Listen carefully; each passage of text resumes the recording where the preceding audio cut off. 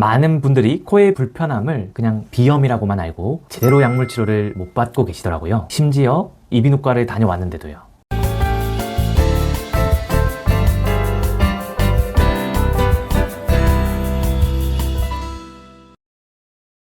안녕하세요, 찐사TV입니다. 축농증은 코에서 콧물들이 목 뒤로 넘어가는 후비루 증상, 얼굴에 압박감, 그리고 이상한 냄새가 나거나 냄새가 안 맡아지는 것을 주 증상으로 내원하십니다. 축농증은 코 CT를 통해서 정확한 진단 후에 적절한 약물 치료가 병행돼야 되는데 그냥 저는 비염이니까 약만 주세요 이렇게 말씀을 하셔서 그런지 시간이 없어서라든지 아니면 코 CT까지는 안 찍어보고 싶다고 검사를 거절하는 경우도 있어서 정확한 진단이 되지 않아 쓸데없이 비염약을 먹고 오시는 분들도 많더라고요. 코 안에 CT를 보면 부비동이라고 하죠. 코 옆에 동굴이 있어요. 이 동굴 안에 농이 차는 것을 부비동염 또는 축농증이라고 합니다. 축농증 코세척 영상이 많은 분들에게 지금까지도 사랑을 받고 있듯이 초기의 부비동염은 코세척을 통해서 더 악화되는 것을 예방할 수 있습니다. 하지만 코세척으로도 호전이 되지 않는 축농증인 경우에는 정확한 항생제 치료가 필요한데요. 교과서에서는 최소 2주에서 4주까지의 적절한 항생제 치료가 필요하다고 나와 있습니다. 적절한 항생제 치료에도 불구하고 촬영한 CT상에 부비동의 농이 없어지지 않았을 경우에는 만성 부비동염 또는 만성 축농증이라고 진단이 되고 근본적으로는 수술을 해야 하는 거죠. 그럼 어떤 경우에 우리가 축농증 수술까지 받아야 되는지 알려드릴게요.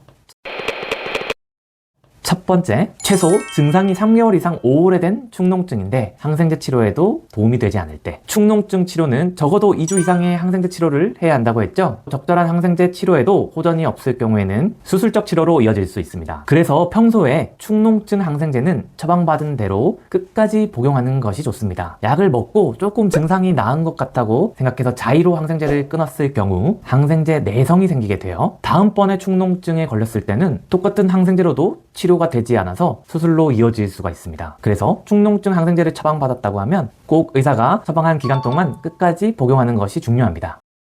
두 번째, 진균 덩어리가 보일 때.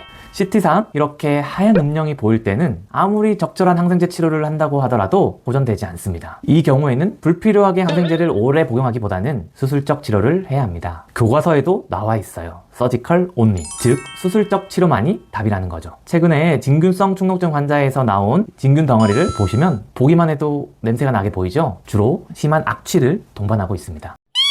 셋째, 무록 덩어리를 형성하였을 때. CT를 찍지 않아도 내시경으로 봐도 코 입구까지 무록들이 주렁주렁 이렇게 튀어나오신 분들이 꽤 많이 있습니다. 무록이 생성되었을 경우에는 약물 치료를 통해서 무록의 사이즈가 줄어들어 조금 더 편하게 생활을 하실 수는 있지만 약기운이 떨어지면 무록은 다시 커지게 됩니다. 그래서 무록을 형성하였을 때는 근본적으로 수술적 치료가 필요합니다. 무록일 경우에는 재발을 가끔 하기도 하는데요. 무록을 수술로서 떼어내서 이 무록이 재발을 잘하는 조직인지 아닌지 조직 검사를 하게 되고요. 알러지나 천식 유무 또는 아스피린 과민성 등을 통해서 재발의 확률을 체크해 보게 되고 그에 따라 적절한 추적 관찰과 관리를 하는 것이 아주 중요합니다.